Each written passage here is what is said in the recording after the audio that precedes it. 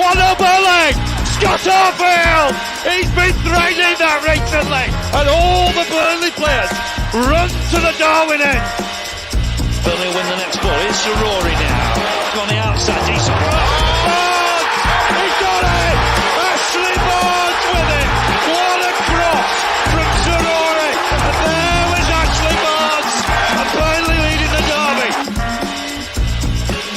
Obviously quickly finds Benson in space at the byline. Can Burnley get a goal here? Back for Brownell. Saved by the keeper. Burnley won it to the end. That is magnificent. They deserve that. Only by Paul Teller. Off for a hat-trick. He's got it. Hat-trick for Nathan Teller. Oh, he's on fire at the minute. 3-0 Burnley. It's Nathan Teller's day. Burnley are 3 up here. Fantastic derby. Here's Benson. Can he go on the outside? Comes inside. Have a shot. Oh, and a goal. Manuel Benson once more. That is top class. Burnley have done it. Fantastic. Clarets deserve the championship title. They've been the best side throughout the campaign. Burnley have won the second tier. What a fantastic achievement. The players have been magnificent.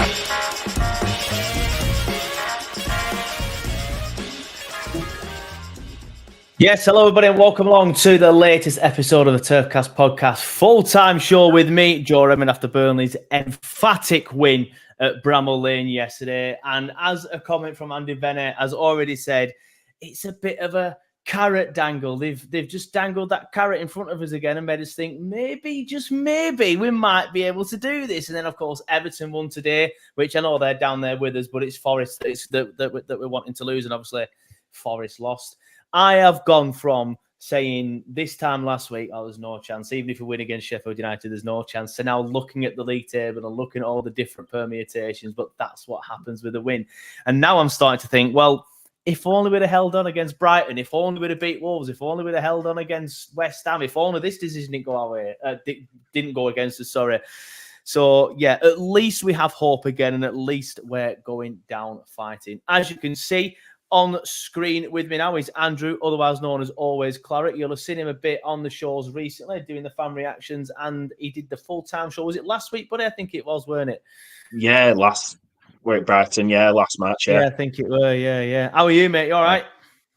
Yeah, I'm not bad, pal, yeah. Thanks for having us on again, yeah. It's been a nice day watching all the events unfold and back in Daichi once again to try and just keep us in it. It's weird, innit? Still want us to go down, but I still want us to stay up with the games. I mean, you said then you still want us to go down. I thought you meant you still think we'll go down. No, I Championship. I prefer Championship, so since start of season I've not wanted.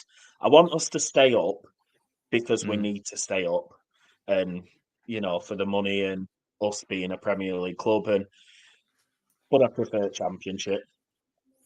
I much more enjoy Championship, so it's one of them. But I don't want us to lose games. I wanted Everton to win, so we could, we've still got the chance. So yeah, it's a bit weird, but like you say, every time we think it's over, they just do something, don't they? They just dangle that carrot in front of us. Yeah, they really, really do. But get your comments coming in. Thank you to everybody who's sending comments in. Scott Hardacre says, looking forward, I am not working today. Is the impossible dream on? Matthew Corbett says, evening, lads. Big 3 points. We are staying up. Andy Benny says, evening, guys. Oh, how they do love to keep dangling that carrot for us. That's a comment, obviously, I'm referring to. Free says, if we beat United, then I'll start entertaining this idea. Genuinely, after watching Manchester United today, we can get at them. No disrespect to Coventry in the slightest. They're a decent side and they've had a good cup run, but I do think that we can get at Manchester United. If Coventry can get at them, then we can, is basically what I'm saying. Simon Harvey says, good evening, lads. He's gone full Unai Emery. He says, more optimistic after yesterday and today's results. United are defo beatable. Yep, just said that after their bottle job today. I am now on the delusion train. Choo-choo. The AOI Dragon says, I believe in miracles. M. Mac says, good evening, all great result. get off that delusion train. Not at all, mate. It departed from Bramall Lane yesterday. Ray833 says, if we stay up, will it be more of the same next season? Potentially, mate. I mean, we'll only find out by staying up. It says we need everything to beat Luton yet. True Red, interesting. True Red's from Burnley, likes Burnley and a Forest fan. So some of your comments are going to be interesting today, mate. Let me know what you think. Martin McCavitt says, evening, guys. Ginger Alley says, greetings, gang. So, yeah, Oliver Briggs says, evening, fellas. We can do it, right? We definitely can. Roscoe Evans says, the delusion train has set off. Yes, it has. Choo-choo, mother fours. But yeah, right, Andrew, thanks for your comments. Keep them coming in. We will read out the ones that we can when we can. In fact, Andrew, before I come to you, I nearly forgot to do something I'm contractually obliged to do and tell everyone that we are delighted to announce that the Turfcast podcast full-time show is officially sponsored by Wave Car Finance. Wave Car Finance are a local car finance company who specialise in getting you your dream car through their fantastic one-to-one personalised service. Their finance-first approach ensures that you can secure the very best finance in a deal tailored to suit you. And they can even settle any existing finance agreement and swap your current car into a new one. And to celebrate this brilliant new partnership between Wave Car Finance and Turfcast, if you mention Turfcast podcast to them, they will give you a voucher worth up to £200 to spend at the Burnley FC Club Shop on completion of your finance deal. So why not pop down to their stunning showroom in Warley or give them a call or even just send them an email or message them on social media to start your new car adventure today. And don't forget to mention Turfcast, because when you do, you're basically getting £200 worth of Burnley merchandise for free. Right, Andrew, thoughts on that game then, please, overall? I enjoyed it. I've seen quite a few. Obviously, it's a good result. We've got maybe at first goal a little bit lucky with it. But overall, it were a good game. We've got 4 different goal scorers, 4 goals. Yeah. Quite emphatic away win. Saw quite a few comments saying we didn't play the best. It wasn't the best performance, but I thought we were all right. Obviously, like I say, it wasn't the best that we played this season, but we've won 4-1. What more can you ask for? There weren't anything really crap about it, which seems weird saying this season. Yeah, it's interesting. I know the comments you're referring to, like the ones about the performance. I don't see what people are saying about the performance, because it was good. Yeah, basically, I think the way I'll best describe it is we were dominant throughout the game in terms of possession and territory, but there was that spell in the in the first half where they could have easily scored 2 goals, and we'll get into that. Yeah. We'll talk about them individually in a second. So I think when people look at stuff like that and they see that their XG was actually higher than ours, them chances came from against a run of play, like in a spell when we were on top. But yet they managed to counter-attack. They managed to get on the ball for a couple of minutes, and they actually turned it into chances, which is something we didn't do when we had that territory and that possession. So I do feel like in the first half and throughout, we were the better side. It's just people saw them chances in the first half that they should have scored from. Yeah. And to be fair, let's be fair, we could have easily gone down 2-0 at half-time, but obviously, thankfully, we didn't. We went 2-0 in. So I think people look at that and say, oh, shit performance. We shouldn't be giving away them chances against Sheffield United, which you can't really argue with. But it came against a run of play. So I still feel that we were the better side in that first half and pretty much throughout the entire game. Yeah, like you're saying, I think for the first maybe 20 minutes or so, Muric just kept us in it. He's made, well, like I said on fan reaction, he had a stormer of a game. He's made up for last week. And potentially the week before as well. He made some fantastic saves to keep us in it before we'd even scored, and then obviously some in the second half. They had chances, but I mean, apart from Muric making some good saves, they didn't seem dominant. There was never really. I think because of how good Muric is as a keeper, I never feel like the other team are going to score. But yesterday, they didn't feel like there was a moment. I mean, their goal, it were a good goal. There was some finish, to be fair, from Harmer. But it was a good goal. So, Yeah, like I say, I can't really complain about it. We've dominated. We've got 4 goals, and they've dangled that carrot in front of us again. And as they say, it's the hope that kills you. But having said that, Man United up next, and obviously we'll go into the fixtures later on and what we need to do. Man United just conceded 3 against Coventry. I think that means that we can get at them. And again, I don't mean any disrespect to Coventry. So keep your comments coming in. How bad was their keeper, says Lucy Lou. I mean, I do feel like yesterday was a tale of 2 keepers, even despite everything that I've just said about how I feel we dominated territory and possession and were the better side.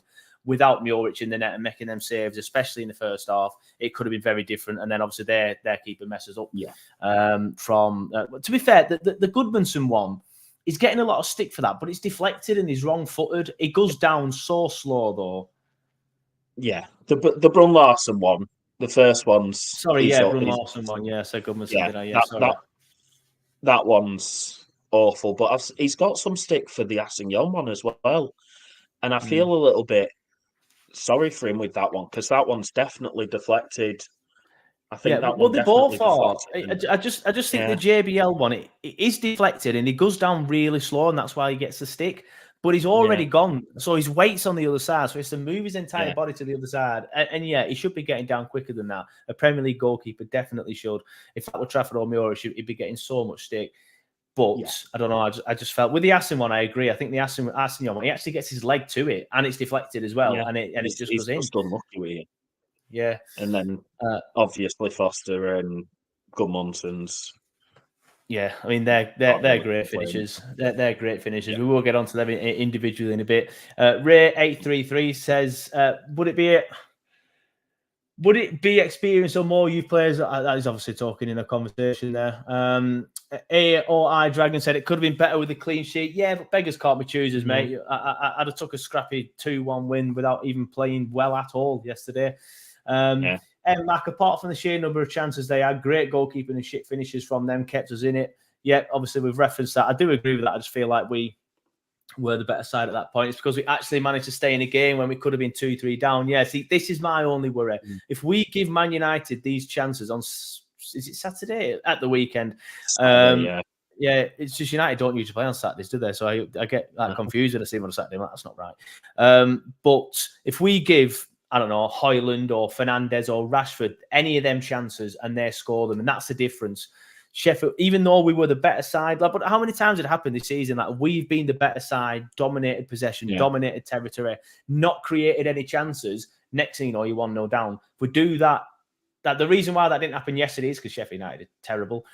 And Muric made some good saves, which potentially Trafford doesn't make. And we do that next week against Man United. And we probably are 2-0 down, aren't we, Andrew?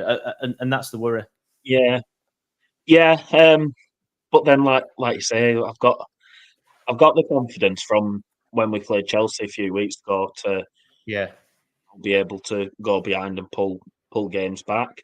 And then after watching United's collapse today, I wouldn't be too concerned if they go 2-0 up.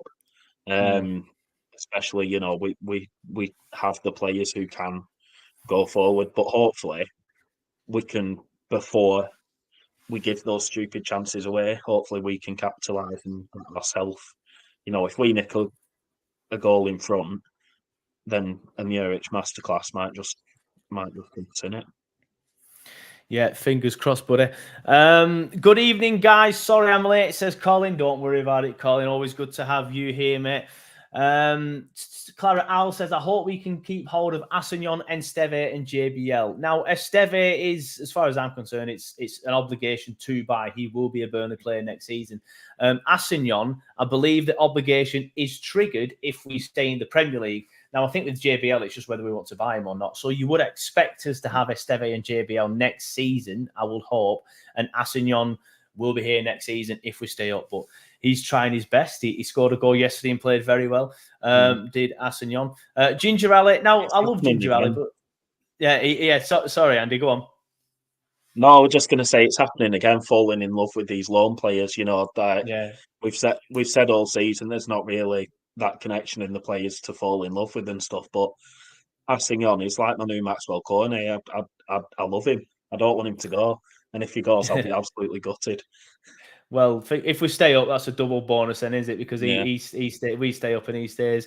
I was going to say I love Ginger Ali, but he's one of the more negative people on here. But just highlighting his comment there, he does say, "I'm not falling for the dangling carrot. Yesterday was 2 teams from the Championship." I'm not going to lie with you there, Ginger, but I actually agree with you. And Dan, Dan the sound man, not Dan from Turf Morehouse because he was working, he sent a fan reaction in yesterday, and he said the same thing. He said, it's essentially a game between 2 Championship sides who will probably be in the Championship next season. Sheffield United will be a good Championship side again next season, in my opinion, just like we will. And the fact that we're absolutely tonking them, again, tells me that if we do go, when we go down, whatever, then we should be all right next season in the Championship. So, to be fair, I do agree with that, Ginger. M. Max says, what are everyone's thoughts on Assignon on the whole? I like him. He gets forward a lot. And he does well going forward. We'll touch on it, but he had Diaz spinning round like a genie spinning yesterday, didn't he? When he ran at him, he didn't know what to do. So that was absolutely brilliant. But I quite like him. It can be sometimes found out defensively, but I think all of our fullbacks are like that. That might be the system. I'm not sure. Markson was the same. Taylor got done a little bit. A couple of times yesterday is what I'm trying to say. But yeah, you were just saying there how much you like Assignon, Andrew. So I'll let you take that one. But yeah, I quite like him, and I think he's probably the best fullback we've got at the club, I'd say. Yeah, it's his passion and his effort, and that he seems to actually give a shit that he's playing for us, and he seems to actually want to do well. But he's also like, I don't know. There's just something about it. Like, he's obviously still young, but I don't know. There's just something about him that just draws him to me straight away. So I don't know if it's the fact he's number 20. He's got the lovely little bit of hair, or I just like him. He's just, and I think because we've had Roberts in right back and Vitinho there this season, he's just a little bit different.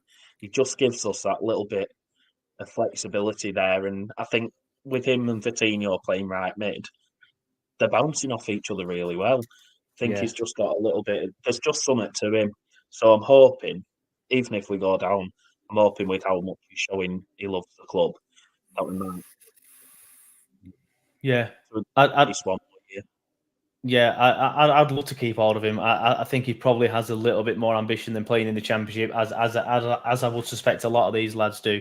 But as Oliver Briggs says, Roberts doesn't pace. Well, lace, he meant to say, Assignon's boots. Clarets has agreed, totally different class. And Roscoe Evans says it could work playing Assignon on the wing and put Vitinho back at fullback, but probably no need to change anything after a big win. Yeah, I think it's okay the way it is. To be fair, I think Vitinho would get found out more at right back and has done this season and last season, or at fullback position. But you're right there, Roscoe. There's no reason to change it, to be fair. But yeah, obviously, we'll get onto the man of the match debate later. So don't put your comments in and stuff like that yet about the man of the match. I will be asking that later.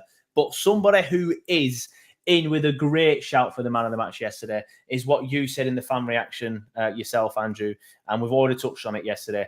Arianet Muric making some fantastic saves that kept us in the game. This was the first one from McBurney. Now, this one's probably just as much of a bad finish than it is a good save, because as you can see on the image, again, I apologise, I can't show the actual footage, so an image will have to do. You can see there from this image, though, that Muric is going down to his left, and McBurney's just put it straight at him. Like, McBurney should probably score there. He's done very well as Muric by making the save, keeping himself big and his legs there and stuff like that. I mean, I'm no goalkeeper, but McBurney should probably score that, shouldn't he, Andrew? Yeah, it's more of a reflex save from Muric. Is that, like you say, you can see he's already sort of going down the other way. But any striker should be putting that way, really, or at least forcing a more difficult save. Like I say, but Muric is going down, so he's sort of has to reflex to save it. But yeah, it's poor finish from McBurney. But I'm not going to admit that. Yeah, honestly, You're right, though. But anybody else, even Diaz, anybody else scores that. I just want to break off from this as well, because Daz Moggy says, Neil and Sam need sacking for this truancy. Tell me about it, mate. Tell me about it, mate. To be fair to Liam, obviously, otherwise known as Vizza, he was out playing football yesterday, so he didn't get a chance to watch it, hence why he's not sent in a fan reaction or come on the show. But tell me about it. I'll be sending the message on to the boys, Daz. Don't you worry. Don't you worry. But other than that, there's a few saves from Juric. This is a better one than that one, because on this one, again, I apologise, I can't show the footage, so you can't see the true save.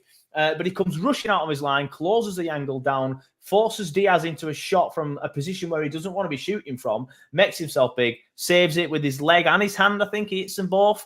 And then obviously Burnley clear after that. He probably should have squared it to McBurney, though. But maybe there's something in his head. Yeah, there's probably something in his head of thinking, well, you missed that easy chance. I'm going to have an effort here. But another good save from Arianet.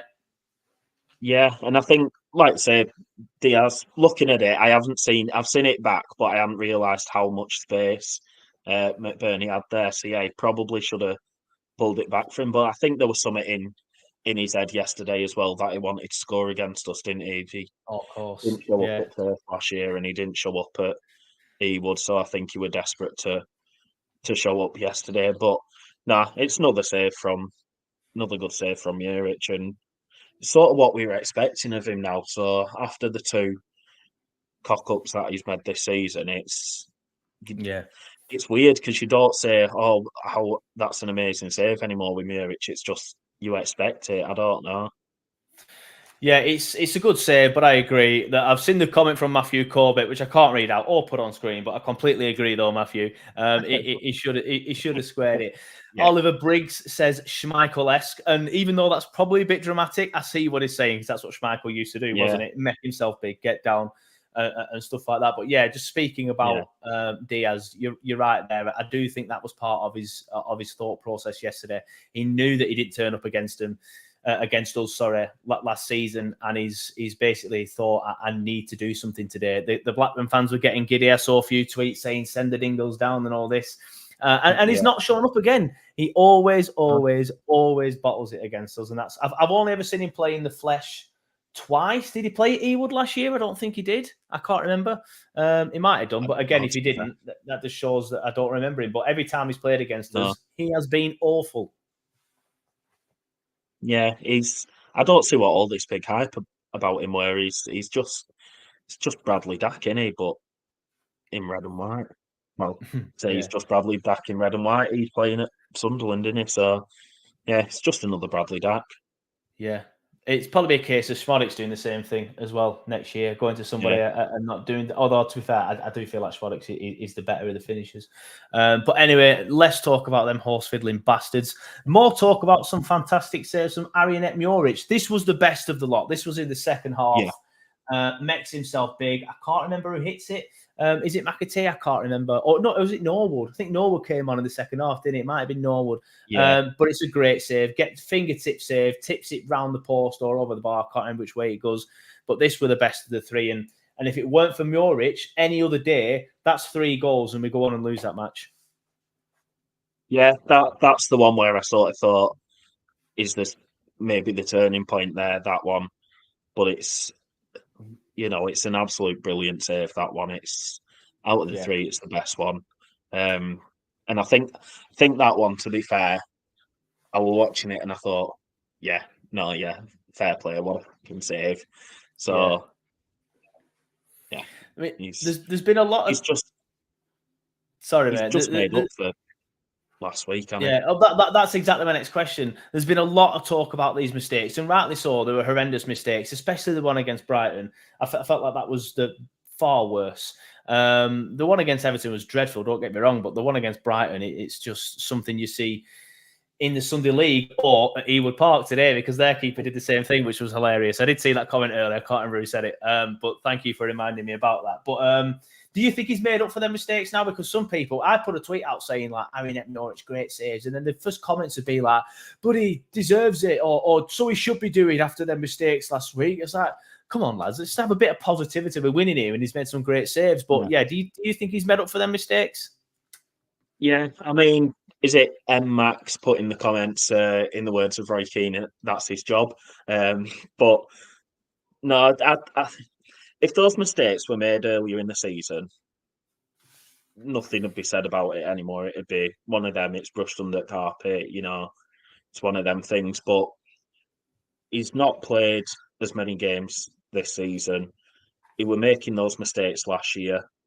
All right, none of them were direct own goals, but he were making similar mistakes last season, and we all fell in love with him. So, yeah, I think we know how good of a goalkeeper he is.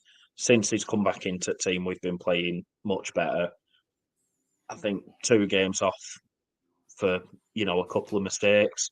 But yeah, yesterday he made up for it. Weren't man of the match yesterday. I said last week apart from the own goal, he was one of my favourite players last week. He was one at best. So yeah, I remember you saying that. He's more than made up for it for me. And he has to be number 1 again next weekend. Well, that's my next question then. I mean, I doubt he's going to get dropped at this stage, but I was just going to say, who's your keeper then? Because there was some debates on the socials last week about how Trafford should be coming back in again now after Muric's mistakes, which in my opinion was ridiculous. You won't drop a keeper, bring someone in, and then drop him again straight away, despite the mistakes. Yeah. For me, it's got to be Muric for the rest of the season. Do you agree? Yeah, has to be Muric for the rest of the season. I think the only situation where I'd possibly consider swapping him is if there's obviously an injury, or we're already down on last game of season. There's nothing else to play for. If he's leaving us in the summer, if it looks like he's going to go, then we start thinking about next season. But if there's still a chance where he's staying with us next year, it has to be Muric. It's his shirt to lose now. I agree. I think he's the better of the 2 keepers. Yes, he has a mistake in him, but so does Trafford. Probably not as much as Muric. But look at how many times we did defended corners well yesterday. That's no coincidence. Muric were collecting them as well as the saves. And they have players in there. All right, we've just highlighted how bad of a finisher he is. But they have players in there like McBurney who can head it. So I was a little bit worried about set pieces yesterday, but Muric were fantastic with them. So I agree. Muric all day long for me. And so do pretty much everyone in the comments. Ginger Ali says Muric. Yeah. Claret Al says Muric all day long. Oliver Briggs, and I agree with this one as well, because I do like Trafford. I just feel like he needs time now to a bit of a spell on the sidelines and learn and get his confidence back. And he says, time for Trafford to watch and learn to recoup his confidence. I'm not sure he's up for it, though. I'm not sure he's that type of player. I think he wants to be playing first team football. But we'll see. There was someone in the comments last week saying he's going to Liverpool and he's going to sit on the bench behind Alisson and learn that way. I mean, if you're going to sit on the bench behind Alisson rather than behind Muric, to be fair. Yeah, we'll see what happens with that one. Both good goalkeepers and both make mistakes, so... we've seen Alisson make mistakes like Muric did, so... True, he's made a few, hasn't he, recently? Matthew Corbett says, Muric 1,000%. Burnley Till I Die says, if VK had brought Muric and Cullen back sooner, we wouldn't be 19th. I do agree with that one. Matthew Corbett says, when we are 100% down, then it's Traff time. That's kind of what you were saying earlier, mate. Max says Muric should be number 1, and Defo needs to say Traff should accept number 2 or go on loan. Yeah, I agree with that. The Robinson, well, how do, mate? He says, well, hey, I made it. Time to jump to the start and watch from the beginning. Yep. Enjoy, mate. I was just going to sort of say, at least I haven't got your name wrong this time, but you're probably not even watching anymore, to be fair. So I thought, yeah, probably pointless. Yeah, before we get on to our goals, because I do want to highlight some of our goals, Sander Berge, absolutely brilliant. Let me know in the comments what you thought of Sander Berge's performance. He was so good. I don't know if you saw the pre-game show. Anyone in the comments, I don't know if you saw the pre-game show, but Jimmy was saying he feels that Harmer's the best player. Jimmy, the Sheffield United fan from Blades Ramble, really sound guy, has a great channel. But he was saying I do feel like Harmer's the better of the 2 players. And yeah, Harmer got the goal, and it was a great goal, to be fair to him. But yeah. I genuinely feel like a midfield of Berge and Harmer would be perfect. They are 2 different types of midfielders. I feel like the last 2 times we've played Sheffield United, Sander has just shown them what they're missing. He has dominated the midfield in both games, and that's why we've scored 9 goals and they've scored 1.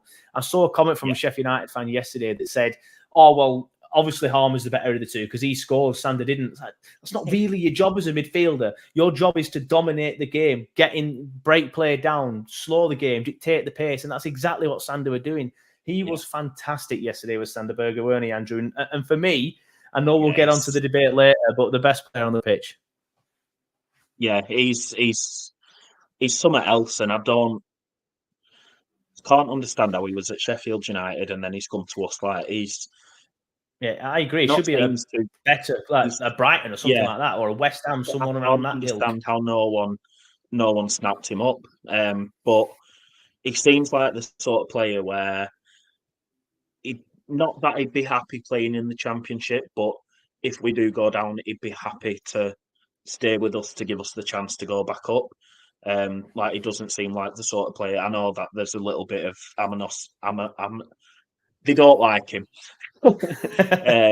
Sheffield United, do they, because of how he left? I don't know if it's because he left on bad terms or if their owner forced him out. Also, I know that they were booing him anyway, weren't they? And it doesn't seem like that sort of player to dislike like that. But yeah, he's a step above his class. He's defending, he's going forward. I just wish he'd shoot, but he's class. He ran the midfield. He ran the game. He does it every week. We always say he's the best player on the pitch. Yeah, for me, and again, this will be a debate we have at the end of the season, but he's been our player of the season. And I can't even think of anybody else. If Muric comes in and keeps us up, you could probably make an argument for him. But the fact that he made them 2 mistakes, it might debunk that. But for me, Sander Berge is the player of the year. Keep your comments coming in like always. I love the fact that you guys just constantly commenting. I absolutely love it. Claret Owl says a man mountain. Burnley Till I Die says he was immense yesterday. Burnley Till I Die says they stopped booing him after an hour. You say that, I swear I heard something 80th minute. Maybe it's because they'd all gone home so you couldn't hear it. Paul Boo says Bird class, but FFS will he shoot? That is the one thing I agree with. And obviously Andrew just referenced it there. But I sometimes think, well, maybe he's got a bad shot on him. But then you think back to Fulham and you think that great goal he scored at Fulham and he's obviously got a shot on him. Yeah, is that? I agree. Hit it more. I think it must be a thing where he's been told not to shoot as much. It must be like a style of play thing. Try and feed the strikers in. I don't know, but I agree. Matthew Corbett says the best player on the pitch yesterday. Simon Harvey says absolutely brilliant yesterday and player of our season by a million miles. Completely agree, mate. As I've just said, I didn't realise you'd said that.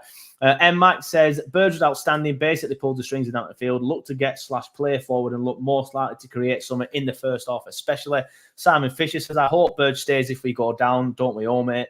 Matthew Corbett says ran the show yesterday. Bullied their midfielders on his own. I completely agree. He was fantastic with Sandy yesterday. And what a time to do it as well. Going to Bramall Lane and these fans that are booing you. And I kind of get why they're booing him. I'd be annoyed if we went up with Sheffield United and one of our better players left to go to Sheffield United. But at the same time, Sheffield United were struggling financially and needed to get people off the books and stuff. Yeah. So that might have had something to do with it. But I do feel like a lot of the reason why he came to Burnley was to play under Vincent Kompany. And I think that's what annoys some Sheffield United fans, that he wanted to play under a better coach. Anyway, let's get into the Burnley goals then. I know we've referenced it already, but here's the first goal. The JBL one, I apologise for calling it Gudmundsson earlier. It's very easy to get them two confused. They're both Scandinavian and they have a similar look from the stands. So, yeah, that's why I got that one confused. But, yeah, this was the Danish one. He hits it first time, hits the defender. It's a lucky goal. It's what's the word that I used to say as a kid? Scabby. It's just one of them. It trickles in. The keeper's wrong-footed. You can't see it here because he's still on both feet. But just now he moves to his left. And then it takes a deflection and it trickles into the corner. They all count, whether they get pinged in from 30 yards and go in the top bin or whether they trickle in like that. But yeah, it's not even a decent goal. I can't lie and say that, but a decent time to score after they just had their chances, weren't it? And that really set the tone for the game. Yeah, and it's about time we've had a bit of luck go our way as well. Like you say, we're a bit of a scabby goal, but it's about time we got one of those, because I think other than that, we always end up scoring good goals because none of it seems to be going in. I know obviously last week's against Brighton, again, a bit of a lucky goal, but that one today, yesterday. We deserved that bit of luck. And like you say, it was a good time to get it just before half time. It was just before half time, like you say, and they just had their chances. Max says JBL goal went in, and it took me a minute to realise it actually was a goal. I wondered how the hell it went in. Well, just obviously, I'm sure you've seen it back since, mate. But yeah, it was that wicked deflection. But I agree. I remember at the time thinking, how has that gone in? I did at first think it was a keeper error, and it probably still is. But again, I feel like the deflection's properly wrong-footed him, and that's why that's happened. Obviously, Assignon, somebody has put in the comments, Assignon deserves a mention as well, because we're talking about how good the Muric and Sander was. Yes, Assignon's probably third in the man of the match poll. He was brilliant. Assist and a goal. And I've screenshotted this one at this point. I think it's obvious why. But look at Diaz. He's not even looking the right way. What is he doing? What is he doing there? Assignon has completely spun him around. And I'm sure he felt dizzy after that. But yeah, so he gets past Diaz. And then obviously this defender comes in. And then there's a bit where he backs off again. So he hits it. Again, it takes a deflection. The keeper gets a foot to it, but it's not enough. And it goes in. And obviously that's just before half time. 2-0, massive. And I was still a little bit wary about the second half, and obviously they scored early on, and we'll get into it. That's just being a Burnley fan, innit? But yeah, you're going in at 2-0 at half time, scoring 2 late goals.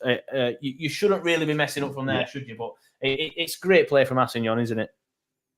Yeah, and like I say, I think this is like last season's Nathan Teller 3-0 moment, isn't it? Like this is going to be the iconic Diaz spinning round on his fucking arse because he can't deal with Assignon, but yeah, it again, potentially maybe not as scabby as Brun Larsson's, but it's still a good goal. And yeah, like you said, you go 2-0 up, and usually everyone would be like, "Oh, 2-0, it's still a dodgy lead." But like you say, as Burnley fans, we've known this season going 2-0 up, it doesn't mean anything to us. We can still throw it away. So yeah, it were a good time to get those 2 goals. And all season we've conceded goals just before half time. So for us to actually go and get 2 goals just before half time, it were good time to score. Yeah, John Angus fan says they don't like him, not because he left, but because he left for Burnley. I watched Blades Ramble this morning on We Are In Their Heads. I've not had a chance to watch any Sheffield United content yet, so I haven't seen that. But Jimmy's a good lad. But I do feel like there is that element with Jimmy, because he did say to me at one point this is obviously about Sander, in the pre-game show, about, look, listen, and I mean it with the greatest respect, he said in his thick Sheffield accent, but if it were the same way, other way around, you'd be feeling the same. And I kind of felt like that then, that there was that element to him. Yeah. But yeah, I do agree with that, to be fair, John. But I ain't had a chance to see it. He's a good lad, though, is Jimmy, and I like his content, and I do like the Sheffield United way as well. They're good lads. There's another lad as well who does something called Beer and Breakfast. I can't remember his name, but I think he hates Burnley, so I will take great joy in watching that tonight. I will take great pleasure. What were I going to ask about next? Oh, yeah, obviously no screenshot for this goal because it's their goal. But we were just saying there, Andrew, how confident we were, or should have been, or most football fans will be after going 2-0 up just for half-time. But then, of course, they get the goal. And I'm not going to lie, I was thinking, here we fucking go. Same thing every week, Burnley. It's going to happen again. We're going to throw it away. How were you feeling at that time, mate? Exact same thing went through my head, thinking, oh, for God's sake, we're going to do it again. We've gone 2-0 up. We've played decent enough. We've managed to get ourselves into a good position, and then we're going to cock it up like we always do. And it were Taylor probably could stop the lad running down before, it even gets into the box. But it's a good finish by Hamer, and I'm not going to slate anyone for it because it were, it were a decent goal. Muric had no chance saving it. It's one of them, but yeah. Yeah, you're right. A great finish, though. I do agree. Charlie should probably do better, but it is what it is. So, yeah, I do feel like Charlie weren't great yesterday. But again, It's a positive podcast. This is a positive one. Speaking of people who probably didn't do too well, I thought Lau Foster was a bit quiet yesterday, and I feel like he has been the last few games. I know he's been in and out of the side, obviously, with the mental health struggles. And then when he came back in towards the end of December, then he had that game against Villa, which is obviously, incidentally, the last time he scored. He was fantastic in that game. He was absolutely fantastic against Villa. And he's been a bit quiet recently. But he got the goal yesterday. And look, you can see there from the screenshot, he receives it around 10 yards out. It's probably harder to miss than it is to score, but he hits it first time, bends it round the defender and the keeper. It's a good finish. And even though he was quiet yesterday and probably didn't play too well, that's only going to do in the world of confidence, isn't it? Yeah, definitely. And he played miles better as a centre forward than he does on the wing. I agree with that. I think, he was quiet yesterday, but I was delighted that he actually got that goal because, like you say, he's had a tough year. He was out not long after the Villa game. He got injured with a hernia or something. So he's had that operation, that surgery, and then he's come back in. He's had a bit of a shit year, and I was just made up for him to score that goal. To be fair, because he seems like a good lad, and he's a grafter when he wants to be. He was quiet, but again, it were another good goal.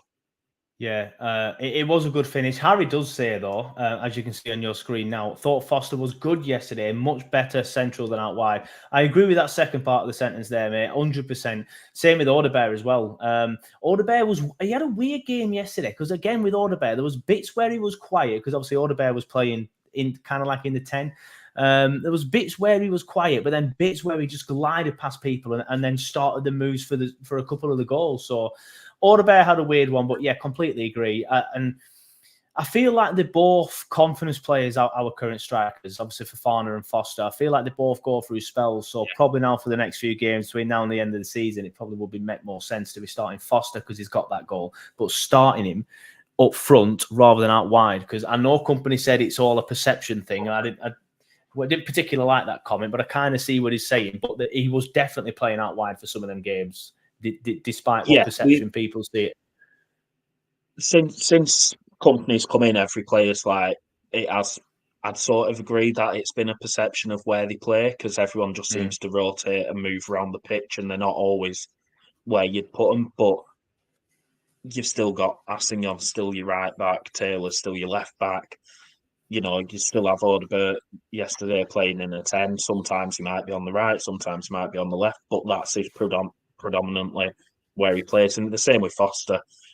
He might float over to the left, he might float over to the right, he might drop deep, but he is your striker. He's your centre forward. That's where he starts, that's where he's playing. And he seemed to do that most of the time yesterday and obviously got the goal with it. Yeah, it's a weird one. What do you make about Odebear as well? Because I agree with this from Harry. It's a bit raw. Sorry, still is Odebear, but there's a serious player there. I wonder what happens when Luca is back. Yeah. I agree with that. Odebear, he's raw, he's young, he's very young. I genuinely believe out of the players that we have at the squad, at the club this year in the current squad, I think he goes on to have the best career out of all of them. I genuinely believe he's destined for the top. He's brilliant, is Odebear. Yeah. There is moments where he goes missing in games, but that'll be a lack of experience. But I think it was the first goal or the second goal yesterday. He picks the ball up in the middle. One of the Sheffield lads tries to tackle him. He just glides past them. Absolutely fantastic. And then he goes on to I don't think he even gets an assist, but he starts the move that gets the goal. And I agree. He's a brilliant player, isn't he? Yeah. He's a good player. He's obviously got some skill. He's obviously really, really talented. I agree with you. He's probably the one who's in our squad who goes on to bigger and better things. And probably at the end of the season, if we're not in the Premier League, he probably goes somewhere like Brighton. I doubt he stays. I doubt he stays. Probably going to go, but he does go missing in games. But I think Is he 19? He's not even 20, young. Is he? So you expect that from a young lad who's that talented and that skilled. So there's a special player there. We need to just enjoy him while we've got him. Yeah.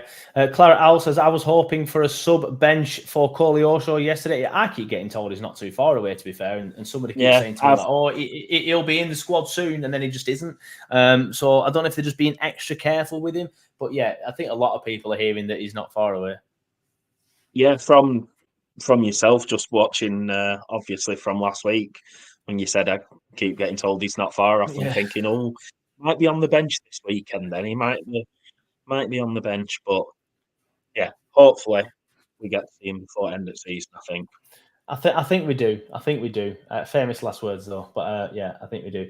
Right, on screen now, the fourth goal, the goal that put us back in control even more so, and a brilliant finish from the Icelandic Scandinavian this time. I don't want to get them mixed up again. But yeah, I think this was the best goal of a lot, to be honest with you. He's at a distance. He's like 18 yards out there, just inside the box. But at a bit of an angle, and that's the best goal of a lot. Bends it round, and the keeper gets nowhere near it. Yeah, I think I said in my fan reaction, we talk about how Benson's trademark goals last season were cutting on your left foot and curl it in, but how many of Gudmundsson's goals has he done this with? He always, he curls it in with his left foot, and he's a serious player as well. He's really good. I love Gudmundsson, to be fair. He's a good player. It's just a shame that he's a bit on the fringes now, but yeah, it was a great goal and probably, like I say, the best of the game, really. Yeah, Oliver Briggs says, classic JBG. M. Max says, great strike. JBG could have had a hat-trick, to be fair. Yeah, there was a few chances that he had, and he played very, very well. Where is Benson and Zarori? Well, we know where Zarori is, mate, says Robbie MacArthur. He's over in Hull. And we know where Benson was yesterday. I think he was on the bench, wasn't he? I can't remember, but yeah, obviously they've fallen out of favour. It's pretty obvious. We might never see any of them in the Burnley shirt again. I know Zarori's coming back in the summer, but I would suspect that we'd look elsewhere. We'll see. I can't see how we can come back into a side and have the motivation to play for us anymore. So we'll see what happens with that one. And yeah, as Harry says, he hasn't really been good, to be fair, at Hull.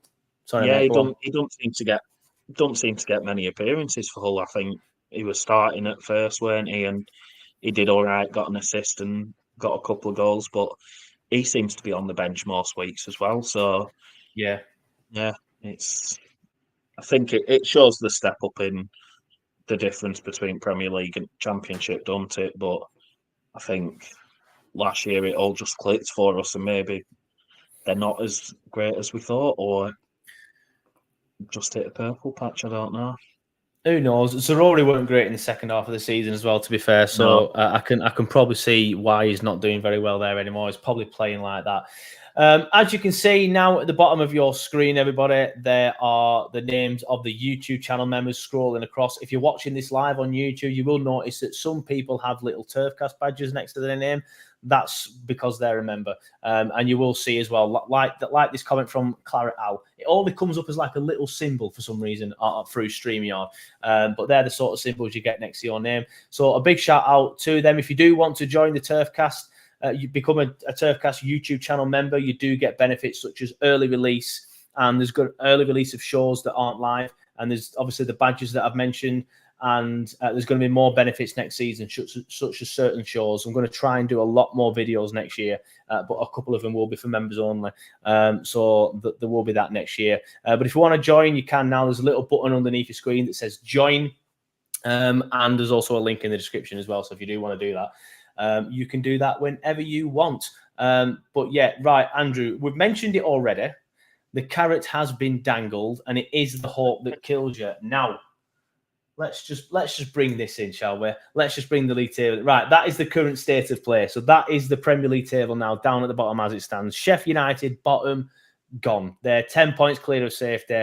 They've got 4 games left, but looking at it, looks like they've got a game in hand, so they could get relegated next week. I'm not sure who they're playing, though. It's irrelevant, so it doesn't really matter. But they're gone. Then you've got ourselves on 23 points on 34 games. Then we are 2 points behind Luton, who have 25 points on 34 games. And then it's Forest on 26 points on 34 games. Then Everton have got a game in hand, which I wasn't aware of, and they're on 30 points on 33 games. So it's looking like it's 3 of the bottom 4, isn't it? Or should I say, any 2 from 19th, 18th, and 17th. Can we get out of it? And do you think we will get out of it? Get your comments in as well. Let me know if you think we will get out of the position that we're in, and if we can stay up in the Premier League. It's still looking unlikely. It's the best way of saying it is possible but improbable. All we need to do, and I know there's a Forest fan in the chat, so it'd be interesting to see what his opinion is. But he's in the chat all the time. He's a good egg, so feel free to debate with him. All we need to do is get to within 2 points of Forest on that final day. 2 points. And then we play them on the final day, and then it's basically a playoff. A playoff to stay in the Premier League. All right, we had that kind of against Newcastle before. It wasn't a playoff because it wasn't them that were against us. No. So they didn't have the nerves, maybe. And all right, we bottled it, to be fair. There was silly mistakes from Collins, and we just didn't show up that game. Leeds went to Brentford and won, and deservedly stayed up in the end. But obviously, if Forest are nervous as well, then who knows? We could end up doing what we did to Plymouth in 1997 and sending them down on the last game of the season. The Forest fan in the chat says he's worried. I'm worried, really worried now. I still think it's the bottom 3, if I'm honest. But after watching Man United today, we can get something at Old Trafford. Yeah, I think it's unlikely. It's very unlikely, but we can still get something against United. We've still got Forest to play at home as well. You know, it's going to be a tense game that if it goes down to that. But are Forest going to get done for this tweet that they've put out today? They'll get done, but they'll just get fined. Obviously, it won't be points deductions. They'll just get fined. So it's not going to be relevant to the battle, no. No. It's a shame. I agree. It's a shame. But watching them today as well, I know it was a nervy game for them and Everton, but I think if we can get it to the last game of the season, I'll be more confident this time around than I was against Newcastle. But they've got City next weekend, haven't they? Forest. They've got City. Forest. Yes, have City. Yeah, and I think they've still to play Sheffield United as well. So there's possible. It's possible, but it's highly unlikely, I think. But you know, we'll get something against United next weekend, and then we'll be back on delusional training. We just need this random win or this random point. Ideally, a random win and a random point, but which makes it sound much more difficult because Nottingham Forest still have to play Everton and Sheffield United. I think they have to play Everton. No, they don't. I'm going off what Claret Al said. Claret Al is wrong. So it must just be Luton that has to play Everton. Just to give you the full fixtures, Burnley's fixture. We definitely have the hardest run from here. There's no getting away from it. Yeah. We definitely do. We have to go to Manchester United next week.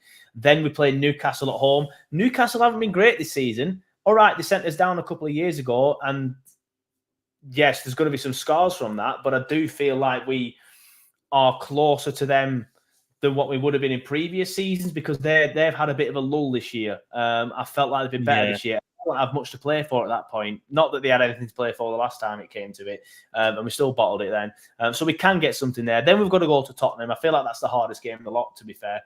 Going to Tottenham, and then it's Forest at home. So that is a difficult run of fixtures. Forest have Man City at home next. Then they have Sheffield United, but that's at Bramall Lane.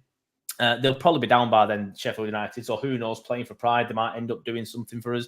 Who knows? Then they've got Chelsea at home, then obviously us away. So they have got difficult fixtures, but they're both at home. And then they've got other winnable games when they go away there. And Luton, I'm not even going to look at Everton's fixtures because I think they're gone. Luton have got to go to Wolves.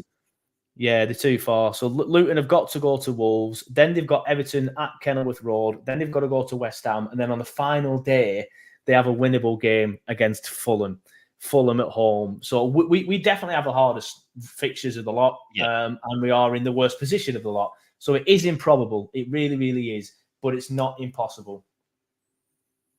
Yeah, I think if we can get it to the last game of the season, be confident. But like you say, I can't see Forest losing all 3 games that we Yeah, need we them have to to. lose. Yeah, I agree. We have to get another win. We have to get Yeah. another win, 100%. Not just a point. We have to win somewhere and get a point somewhere. Hopefully, Forest lose the 2 games against City and Chelsea. They'll probably beat Sheffield United. But if we get a win, say at home to Newcastle and draw against Man United, then we take it into the last day of the season just to within 2 points of them. That's all. Obviously, if it's 3 points, their goal difference is superior. We have to beat them like 9-0. Yeah. It's not going to happen.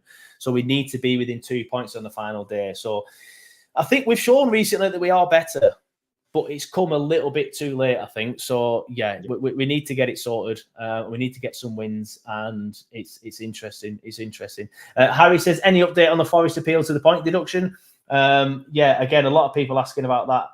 Aaron also says Forest could get points back yet. Yeah, I mean, they could, yeah. I doubt they will, but you never know. It's anyone's guess, isn't it? Like, they could have points taken off them again. Like Harry says, the latest comment from Harry, could they not get another 2 points taken off them? Potentially. Like, I don't know what the Premier League are doing, and I don't think the Premier League know what they're doing, if I'm honest with you. So who knows what's going to happen with the points deduction? No. It's an absolute mess. But M-Mac does say we should hear something on that this week. So fingers crossed we know where we stand with that one. But yeah, not impossible, but improbable. Is that what you're saying then, Andrew? Yeah, I mean, obviously, if anything changes with the points deductions, then it all throws it back up in the air, doesn't it? But yeah, I think as it stands, if we take it at face value with what we've got, very unlikely, but we can do it. We can do it. The Forest fan in the chat says Wednesday is the day for the appeal, so we'll know hopefully on Wednesday. Now, I don't mean to be horrible to you, True Red, but fingers crossed it's bad news for you, mate. But we'll say, at least we'll know. I completely agree, Harry. Stick another -10 on them just for the sake of it, but no. At least we'll know no matter what if it comes in on Wednesday. Yeah. Right, we're going to discuss man of the match. I know recently I've started going over an hour to the point where sometimes I've even been an hour and a half, but I am starting work at 8 p.m. tonight, everybody, so I've only got 15 minutes. Thankfully, I'm sat here, so I literally just need to turn to this computer and turn this computer on rather than my streaming computer, so I don't need to go anywhere. So fingers crossed we can get it all wrapped up and done. But get your man of the match comments coming in now. We will discuss the man of the match, myself and Andrew, and I will show all your comments, and then we will wrap it up. But before we do that, I just want to remind you all that Uphold have now launched a limited edition Burnley Uphold card, giving fans a chance to show their support home and away. The card is free and comes with a host of benefits, including the ability to spend in any currency anywhere in the world where MasterCard is accepted, with no foreign transaction fees, competitive exchange rates, and easy integration with Google or Apple Pay. Get your card today at www.uphold.com/BurnleyFC. But that's not all. When fans use their card for the first time, Uphold will donate £5 to Burnley in the community, supporting the Burnley family both on and off the pitch. Numbers are limited. So again, visit www.uphold.com/BurnleyFC and get your card today. Terms and conditions apply. Right, Andrew, your man of the match, please. And everybody, please get your comments in as well. We will put the best ones on screen. Yeah, I think Muric, obviously, defo shout out because of the saves that he kept us in before we scored, and then obviously a couple after. Assignon, like I said earlier, I love him to bits. I thought he was brilliant. But yeah, I know we touched on him before, but Berge, not only did he run the show, but he was getting stick off their fans, and he didn't really let it affect him. Yeah, exactly. He just ran the show, and he's just, like I said, he's just a step above everyone else we've got, really.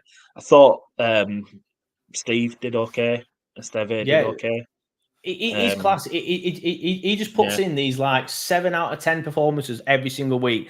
Never really rips any trees. That's harsh. Like he's a good defender. You can see he's a good defender, but he's always putting in your solid 7 out of 10s, 8 out of 10s. Never really 10 out of 10s. Never really man of the match performances, but a proper consistent defender. And I feel like we've needed that. I feel like we've missed that for the majority of this season because yes, Dora's played well in patches, but then makes his mistakes. Obviously, Jordan Bay has been missing for the majority of the season now. Del Quara, I don't think is quite good enough. So Esteve coming in and being consistent is something we really, really missed. And him in the defence next year, Championship attackers haven't got a prayer. No, I thought If they're in the I thought Championship. he played well, but it has to be Sander. Yeah, I completely agree with you, mate. For me, Sander Berge, and I do feel like it's harsh on both Muric and Assignon. I even did a list because I feel like I've never seen a man of the match debate this close before, but with so many players. Like there's normally a standout or two battling for it. But Sander was fantastic, ran the midfield when getting booed, when the pressure was on. He could have let emotion get in his head and he could have let the occasion get in front of him and run away from him, but he didn't. He played fantastic, ran the midfield and showed them what they were missing. Showed them to stop being silly with this debate about Harmer or Sander. It's not quite obviously Sander that he is the better of the two midfielders. Although, like I said, they are different players. In a midfield of them two would be brilliant, to be fair. Then Muric in a close second. Without him, we're going in at 2-0 down. And then Assignon, I think, in third as well. He was fantastic. And as somebody did say in the comments, he did grab the game by the scruff of the neck. But if it wasn't for Muric's saves and Sander being brilliant in the middle, he wouldn't have been afforded that chance. But yeah, he was fantastic. Obviously, a goal and an assist from Assignon. So he was brilliant. Like probably his best game in a Burnley shirt. Right, get your comments coming in. Plenty of comments on the man of the match. Oliver Briggs says, has to be Assignon for me. He grabbed the game by the scruff of the neck. That's obviously the comment I'm referring to. M. Max says, had it been a clean sheet, then Muric, but it wasn't, so it's Berge for me for man of the match. Yeah, fair enough. Harry says, has to be Berge. Hope we keep ordering next season. Yeah, completely agree. Simon Harvey says, between Berge and Muric, because of the two saves to keep it 0-0, got to give it to Muric. Claret Al says Sander. John Angus says their goalkeeper. Yeah, can't really disagree with that, to be fair, either. James Thresh says Muric. Sander Berge, I wish. Not there's anything wrong with Simon Fisher. I love you, Simon, but I did think Sander was in the chat there for a second. But Simon Fisher says Berge ran the show in his old patch. Barney Sutcliffe says Assignon man of the match for me. David Gill says Muric for me, and Ginger Ali says Berge. Harry does say we will have the best CB pair in the league next year if we go down. And yeah, I think I said that last week, didn't I, mate? Like we could genuinely win the league without conceding a goal. Now, before somebody clips that up and uses it as like bait for when we're like 10th next season, that's obviously a joke. But I do agree with Harry. We'll have easily the best of the two, best of the defenders in the Championship next season if we go down. Right, sorry, but I do have to end it there. Like I said, I start work in 10 minutes, so I will have to get set up, and I need a brew as well before I start. So I have to go downstairs and make a brew. But Andrew, thank you for coming on. It's a pleasure, mate. Do you want to let everyone know where they can find you? Because you do some decent graphic design stuff now on the old Twitter or X, whatever you want to call it. So do you want to let everyone know where they can find you and see your designs? Yeah, so like Joe said, Twitter, Facebook, Instagram, always Claret. Post on there nearly every day. If you want any graphics making or anything, feel free to drop me a message and I will do. I'm sure there's no one watching this who's going to ask for it, but the only team I won't do one for is them. I'm watching, mate, and I think I'll need you next year, but I'll discuss that with you on WhatsApp probably over the summer. Yeah. But yeah, always Claret on Twitter and X and Facebook and Instagram. Just like me, we're on everything. He's on everything. Claret Al says, great show as always, guys. Cheer, mate. Ginger Ale, cheers. Mate. Ginger Ali says, great show, guys. M. Mac says, cheers, gents. Until next time, take care. Thank you, mate. Oh, just dropped my pen. True Red says, top stuff. Thank you, mate. Thank you for being, what's the word?